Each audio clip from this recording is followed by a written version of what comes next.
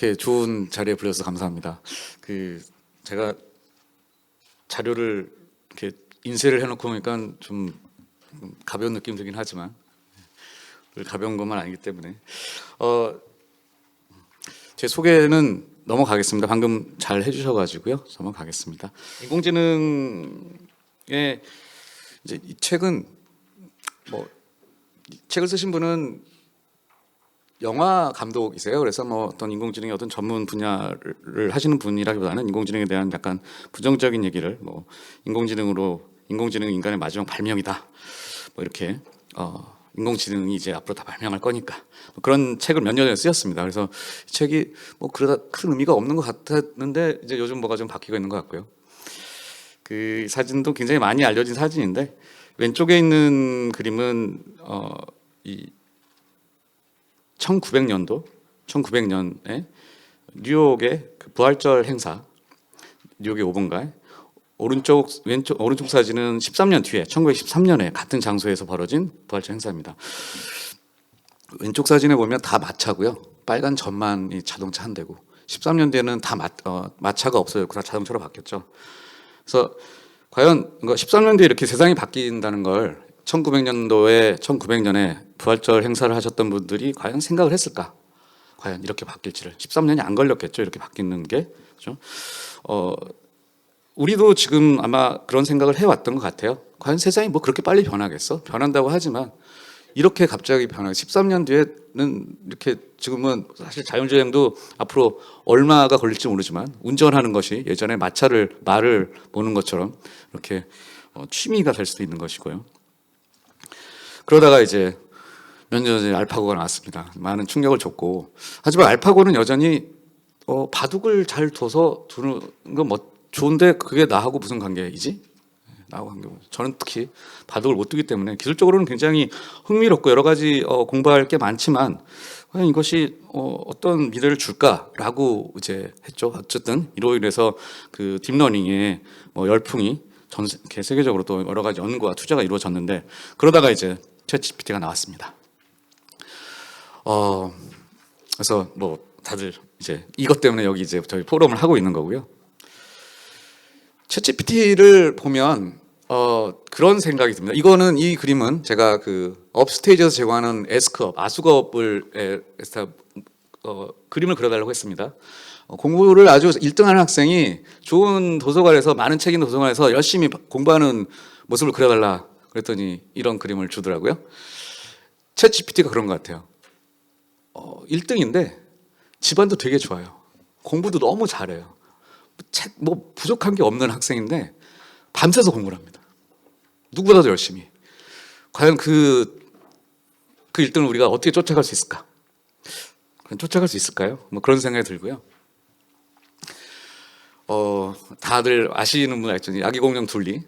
GPT라는 것이 몇 년 전부터 나왔죠. 그래서 1, 2 버전이 이제 거듭났는데 그동안 사실 굉장히 좋아했고 굉장히 GPT를 사람들이 굉장히 이거 나오면 신기하다, 재밌다, 많이 써보고 하는데 챗 GPT 전까지는 약간 아기공룡 둘리 같은 위협적이지는 않고 그냥 뭔가 재밌게 같이 해볼 수 있는 그러한 존재로 느꼈던 것 같아요.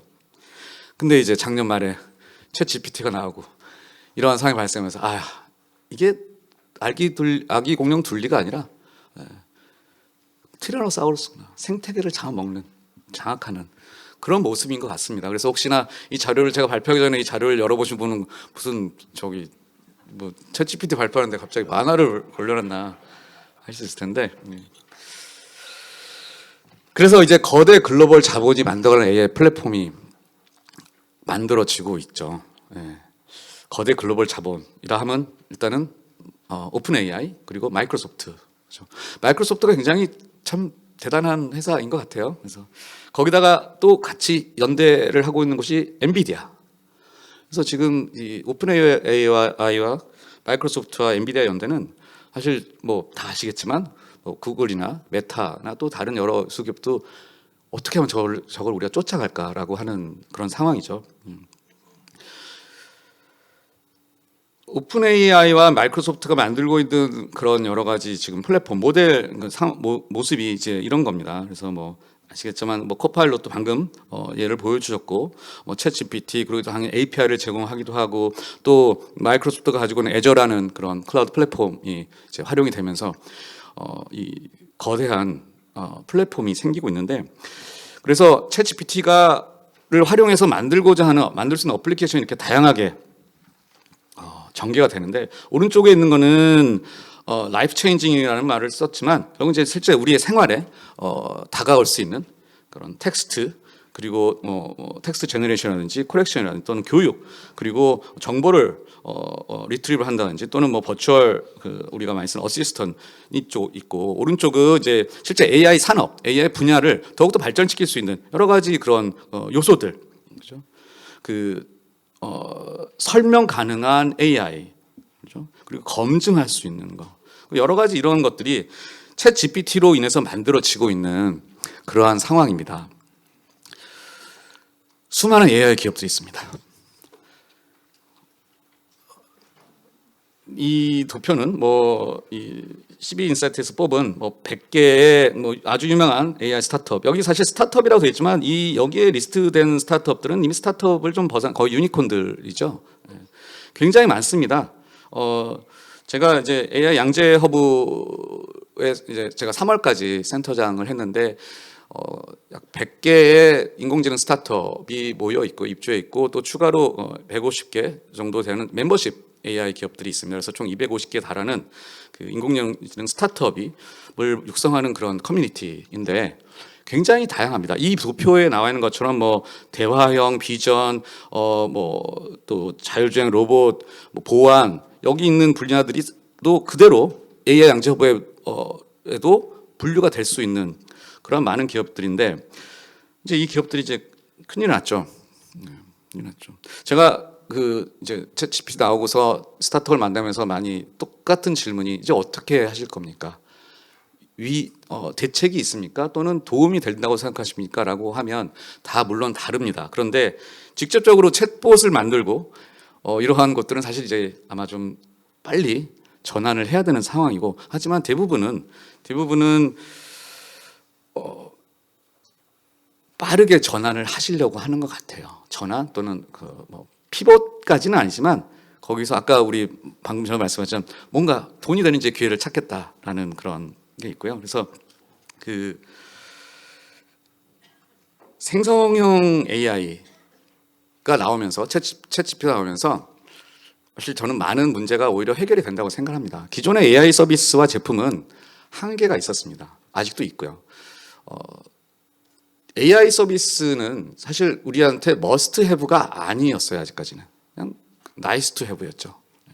사실 AI 지금 실제로 쓰고 계시는 어떤 제품들이 있을 겁니다. 서비스는 있을 텐데 그거 없어도 우리 그렇게 불편하지 않아요. 있으면 잘하면 좋죠. 그리고 또 하나는 많은 지금 머신러닝 딥러닝 기술이 예측을 하는 레슨입니다. 의료 또는 자동차 또 여러 가지 자동화라든지.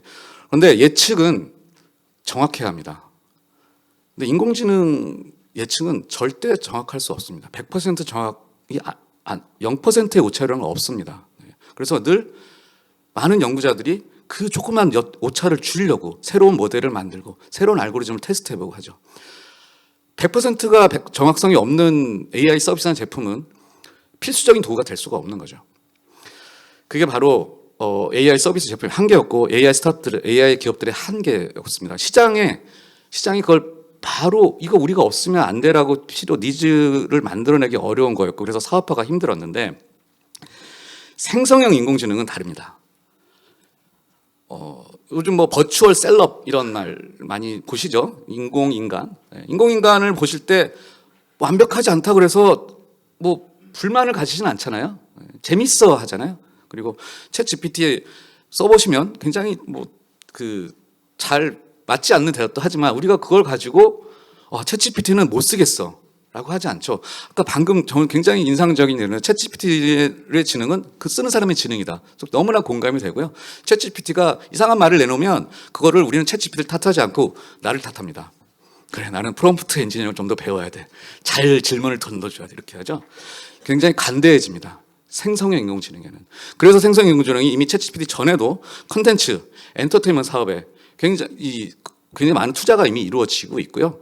더 많은 비즈니스 기회가 생기는 거죠. 그래서 저는 이 챗GPT와 생성인공지능이 이끄는 변혁이 굉장히 좋은 기회라고 생각을 합니다. 굉장히 좋은 기회라고 생각을 하고, 그래서 이제 새로운 플랫폼 시대의 도래라고 제가 오늘 저의 이 톡에 제목을 지었는데, 생성인공지능 생태계는 거부할 수 없는, 꼭 그게 오픈 AI와 마이크로소프트 생태가 아니더라도 앞으로 또 구글이나 메타와 또 다른 기업들이 어떻게 나올지 모르죠.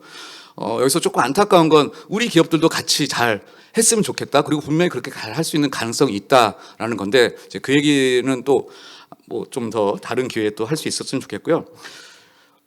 API를 이제 써서 챗GPT API를 써서 이제 많은 아까 쓰신 것처럼 많은 일을 할 수 있는데, 이제는 또 거기서 아예 플러그인을 내놨죠. 챗GPT가.